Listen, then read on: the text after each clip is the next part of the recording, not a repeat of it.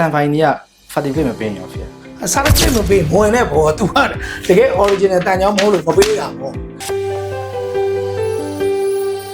မင်္ဂလာပါဖေ အေးမင်္ဂလာပါ ဖေဖက်ကကောင်နဲ့ဒီလိုတန်ချောင်းမျိုးဖောက်သုံးတင်တယ်ဖေ ဆက်လက်လောင်းတဲ့အခါမှာဘလို့တန်ကြောင်းအမျိုးအစားကိုသုံးသင့်လဲဆိုတော့မိမိတိဆောက်တဲ့အစာအုပ်ပြန်ကြည့်ရမယ်မိမိစောက်ထားတဲ့တိဆောက်နေတဲ့အစာအုပ်ဟာရန်ကုန်မြို့တော်စီမံတိုင်းကော်မတီကချမှတ်ထားတဲ့ဆောက်လုပ်ခွင့်ပါမစ်ကြားထားပြီး guideline နဲ့အညီဆောင်ရွက်နေတဲ့ site ဆိုရင်ဆရာတို့ပြောလို့ရတယ်ဥပမာကျွန်တော်တို့က8ထပ်နဲ့အောက်အစာအုပ်ပေါ့နော်ဒါဆိုတစ်ထပ်ကနေ8ထပ်အထိလွယ်မှတ်လိုက်တစ်ထပ်ကနေ8ထပ်အထိအစာအုပ်တွေမှန်သမျှသည် HRV 400တန်ကြောင်းသုံးပြရမယ်8ထပ်နဲ့အထက်အစာအုပ်တွေအားလုံးဒီဘယ်နှထပ်ပဲဖြစ်ဖြစ် HRV 500ကိုသုံးပြရဒါကရန်ကုန်မြို့တော်စီမံတိုင်းကော်မတီကချမှတ်ထားတယ်ဟုတ်နော် HRV ဆိုတဲ့သဘောတရား hot rope bar အဲ့ဒါကိုခေါ်တာနော်ဒါတော့ကျွန်တော်တို့တန်ဆိုင်တွေမှာခေါ်တာဆိုအလွယ်ခေါ်တာ original တန်ကြောင်းကိုခေါ်တာဒါနိုင်ငံခြားတင်သွင်းလာတဲ့ဒါတန်ကြောင်းလုံးတွေဖြစ်တယ်ဒါကို original တန်ကြောင်းလို့ခေါ်တာဒါပေမဲ့မြန်မာနိုင်ငံမှာကျတော့များပြားလာတဲ့ quality ရှိဥပမာကျွန်တော်တို့တန်ဆိုင်တွေမှာရောင်းတယ်ဘာမှတန်ကြောင်းတွေရှိတယ်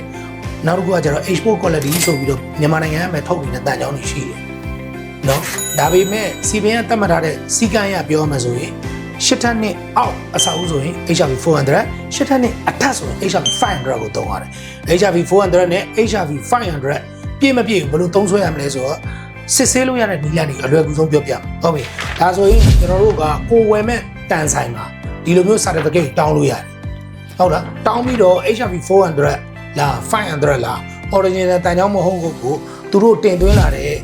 ဒီ supplier စီမှာဒီ certificate ကိုတောင်းလို့ရတယ် original certificate ကိုတောင်းကြည့်လို့ရတယ်တန်ဖိုင်ကြီးက certificate မပေးရင်ရောဖေ certificate မပေးမဝင်တဲ့ဘော तू ကတကယ် original တန်ကြောင်းမဟုတ်လို့မပေးတာပေါ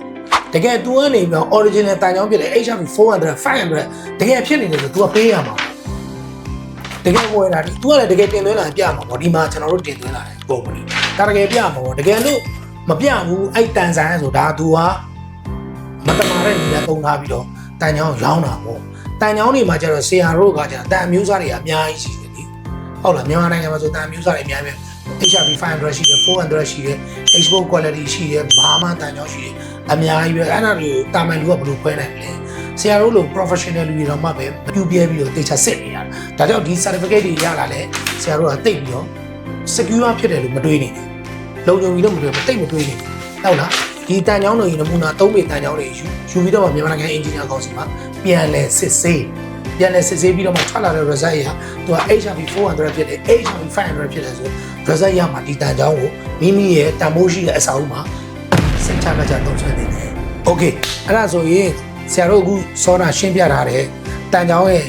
ခွဲခြားပုံနဲ့ပတ်သက် HRV 400နဲ့ 500နဲ့ကိုဒါအခု certificate တွေနဲ့ရှင်းပြလိုက်တော့နားလည်သွားပြီ။ဒါပေမဲ့ဆရာတို့အခုနော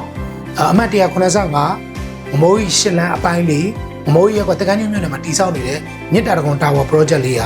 ာဆရာတို့က foundation မတ် foundation နဲ့သုံးလာတာနှခမ်းတွဲ6တက်တမိုးအဆောက်အဦတွေတွားလေ့လာကြမယ်အဲ့လာကြရင်ဘာဖြစ်သွားမလဲဆိုတော့ on ground မှာဆရာတို့ကုမ္ပဏီကနေဘယ်လိုတန်ကြောင်းတွေထဲထဲသုံးဆွဲနေလဲဆရာတို့သုံးဆွဲနေတာ HRV 400လား 500လားဆိုမညီနေနဲ့ကိုယ်ပြပြသိသွားလိမ့်မယ်အဲ့တော့ project ကိုအတူတူကတွားရောက်လေ့လာရအောင် Okay let's go ဆက်လက်လောင်းတာဘယ်လိုတန်မျိုးသားသုံးတယ်လဲဆိုတော့အခုကဒါဆရာတို့ရောက်နေတာအခုကဒဂုံးဆောက်လုပ်ရေးကုမ္ပဏီကနေစောက်နေတဲ့မြစ်တာတကွန်တာဝါပေါ့နော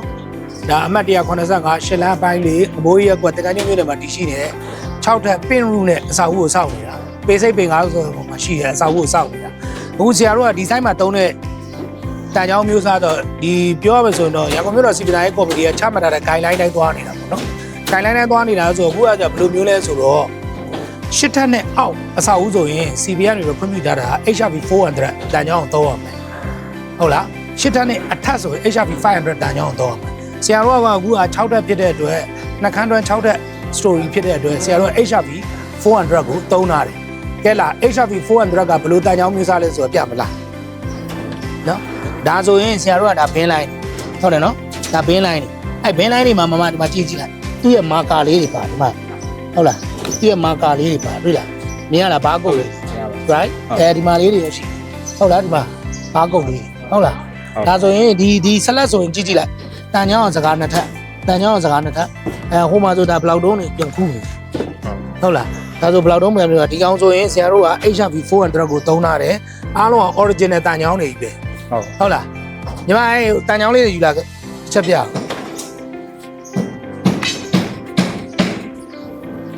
ဒီမှာဒီလိုလားအနိကပြဒီကနဒါဆိုရင်ကျွန်တော်တို့က HRV 400တန်ချောင်းသုံးတာဒါဆို HRV 400တန်ချောင်းဆိုရင်သူ့ရဲ့ဒီမှာဘားကုတ်လေးတွေပါဘားကုတ်လေး mark A ပဲပါ ဟုတ်ကဲ့ mark A ပဲညာဒီဟာဆိုရင်သူကဒီမှာပါဒါတွေက original တန်ချောင်းဒါဆိုရင်ကျွန်တော်တို့က China ကနေတင်သွင်းတဲ့တန်ချောင်းတွေဖြစ်တယ်နော်ဒါလေးကတန်ချောင်းနောက်တစ်ချောင်းပြမယ်ဒါဆိုရင် HRV 500ဒါဆိုရင် AD ကနေကျွန်တော်တို့တင်သွင်းတာ HRV 500တန်ချောင်းနောက် HRV 500တန်ချောင်းတို့သူ့မှာဘားကုတ်တွေပါ ဟုတ်ကဲ့ ဟုတ်လားပြီးရင်နောက်တစ်ချက်ကကျတော့သူ့ဟာနဲ့ပတ်သက်ပြီးတော့ဒီမှာသူ့ဟာနဲ့ပတ်သက်ပြီးထုတ်လုပ်တဲ့ကုမ္ပဏီ ဟုတ် ဒါထုတ်လုပ်တဲ့ကုမ္ပဏီနံပါတ်တွေပါမယ် TMB ဘားတွေဒါဆို20 mm ဟုတ်လားဒီမှာသူဘားကုတ်တွေပါအဲ့လိုမျိုးလေးတွေဒါဆိုရင် original နိုင်ငံခြားကနေတင်သွင်းတဲ့တန်ချောင်းတွေဒါတော့ကျွန်တော်တို့ရန်ကုန်မှာခေါ်တာ original တန်ချောင်းလို့ခေါ်တာဟုတ်လားဒါဆိုရင်ကျွန်တော်တို့က HRV 400နဲ့500ကိုငါးညီနေနဲ့꿰ရောက်ရမယ်အခုကဆရာတို့ကစောင့်နေတာက HRV 400တန်ချောင်းနဲ့စောင့်နေတာ6တက်2ခန်းတွဲဒါဆိုရင် CBN ကသတ်မှတ်ထားတဲ့ rule and regulation တိုင်းသွားတယ်ဒီဆက်လက်ဆိုရင်ဆရာတို့ကဒါ ready made concrete နဲ့လောင်းပါ ready made concrete နဲ့လောင်းပါဟုတ်လားအဲ့ဒါဆိုတော့ဆရာတို့က site made နဲ့မလောင်းမယ် ready made နဲ့လောင်းတယ်ဆိုတာအခုဖြစ်ပြသွားတဲ့ဘန်ကလေးရဲ့ငလီကြီးနဲ့ပတ်သက်ပြီးတော့ဆရာတို့က